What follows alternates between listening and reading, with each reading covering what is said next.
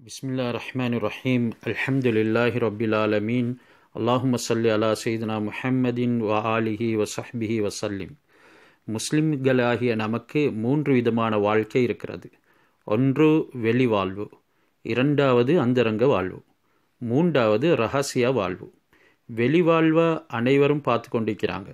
அந்தரங்க வாழ்க்கையில் எங்களோட மனைவியோடு நாங்கள் சேர்ந்து இருக்கிறது. ரகசிய வாழ்வுங்கிறது அங்கீகாரம் இல்லாத ஒரு வாழ்க்கை. ரகசிய வாழ்க்கை இஸ்லாமியனுக்கு தேவையில்லை. ஆனால் அந்தரங்க வாழ்க்கையில் எங்களுடைய அருமை மனைவியோடு அழகாக அளவலாவி ஆனந்தமூட்டி இன்பம் தீர்ப்பது அவசியம். வெளிவாழ்வு நேரத்தில் நடந்து கொள்வது போல அந்தரங்க வாழ்க்கையில் திரையிட்டு நடந்து கொள்ளக்கூடாது. வேடிக்கை, விளையாட்டு, ரசிப்பு, ருசிப்பு இதெல்லாம் இருக்கணும். அந்தரங்க வாழ்வில் எல்லையில்லா இன்பத்தில் நீந்தி கரை சேரணும். புணர்ச்சி நிலைக்கு வரும் முன் எத்தனை படிகளை தாண்டிவிட வேண்டுமோ அவைகள் அனைத்தையும் தாண்டிவிட வேண்டும். இப்போது மணமகன் மணமகள் இருவரும் மார்புடன் மார்பாக ஆறத் தழுவி அரவணைத்து அதர இதழ்களில் நமது அதரங்களை பதித்து முத்தங்களை மாறி மாறியாக பொழிந்து கொண்டிருக்கிறாங்க. இன்ப உறுப்பு இப்போ மார்பை வருடுறாரு, வலக்கரத்தால் கட்டி அணைத்து இடக்கரத்தால் அஃபத்தை மென்மையாக வருடி கொண்டு நாவின் நுனி மார்பின் காம்புல நளினம் காட்டி சுவைத்தா எப்படி இருக்கும்? இந்த சந்தர்ப்பங்களில் அதாவது மனைவி அவளுடைய மார்பில் பால் வரக்கூடியதாக இருக்குமென்றால், அதுவும் பால் பருகும் காலத்தில் இருக்குமென்றால் பக்குவமாக நடந்து கொள்ளணும். பால் தட்டுப்பாடை ஏற்படுத்தும் பாங்கில் பாலனுக்கு முட்டுக்கட்டையாக இருத்தல் கூடாது. பால் இந்த இன்ப வேளையில் வாய்க்குள்ளே போய்விட்டினும் பரவாயில்லை என்றாலும் கூட இந்த பால் பருகும் காலத்தில் மிகவும் கவனமாக நடந்து கொள்வது அவசியம் என்கிறத மறந்து கூடாது.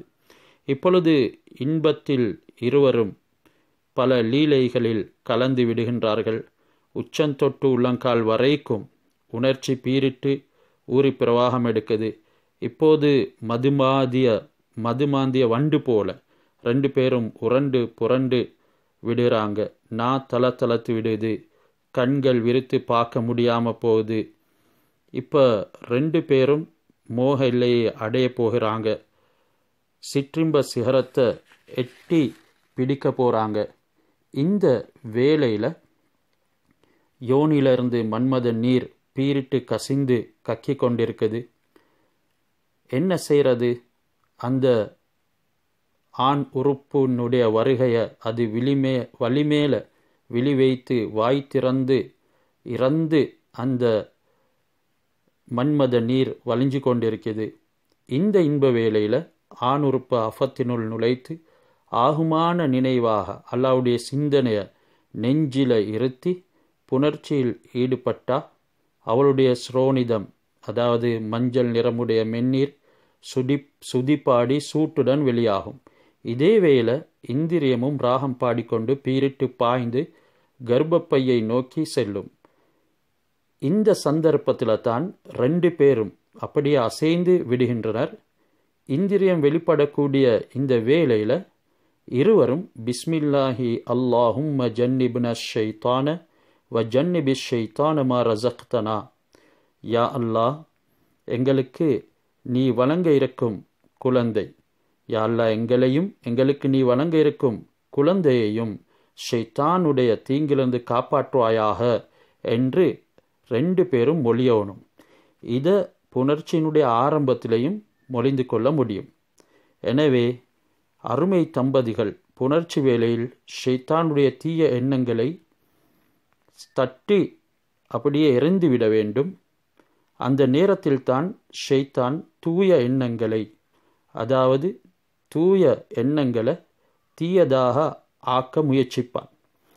இப்போ நீங்கள் 2 பேரும் இஸ்லாம் தடை விதிக்கும் சினிமா பார்ப்போராக இருந்தார், அந்த நேரம் ஷைத்தான் உங்களிடத்தில் அதனை முன்னால் கொண்டு வர ஆரம்பித்து விடுவான்.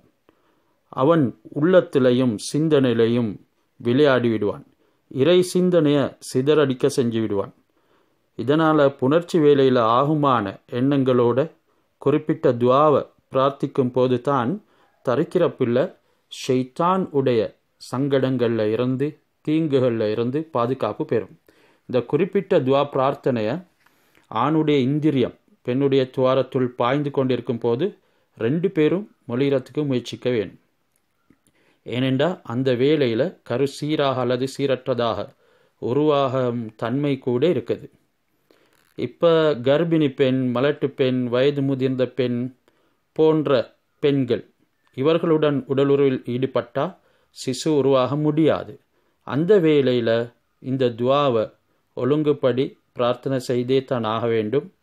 ஏனெனில் அந்த இன்பம் இருவருக்கும் சரிசமமாக கிடைப்பதற்கும் இந்த துவா காரணமாக அமையும். இந்த துவாவை அப்படி பிரார்த்திப்பதும் சுன்னத் என்கிறதனை மறந்துவிடக்கூடாது. இந்த பிரார்த்தனை அந்த வேளையில் எப்படி ஞாபகம் வரப்போகுது என்று சிலவங்க கேட்கலாம். ஒரு 2 முத்தான வார்த்தைகள், எத்தனையோ மொத்தமான பலன்கள் கிடைக்க போகுது.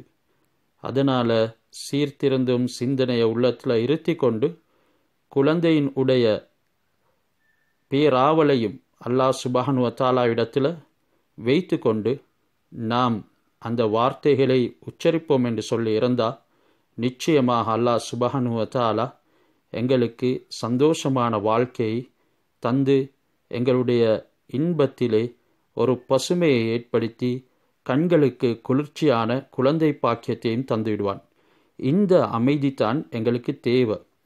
இந்த அமைதியை என்றும் நாம் பெற்றுக்கொள்வதற்கு அல்லாஹ் சுப்ஹானஹு வ தஆலா எங்களுக்கு தௌஃபீக் செய்வதோடு இல்லற வாழ்க்கையில் நாம் 2 கலந்து நாள மறுமையில் குடும்பத்துடன் சோனம் செல்வதற்கு அல்லாஹ் நம் அனைவருக்கும் தௌஃபீக் செய்வானாக. இந்த அமைதி எங்கள் எல்லோருக்கும் கிடைப்பதற்கு அல்லாஹ் ஆகுமான வழிகளில் எங்களை நடத்தாட்டுவானா.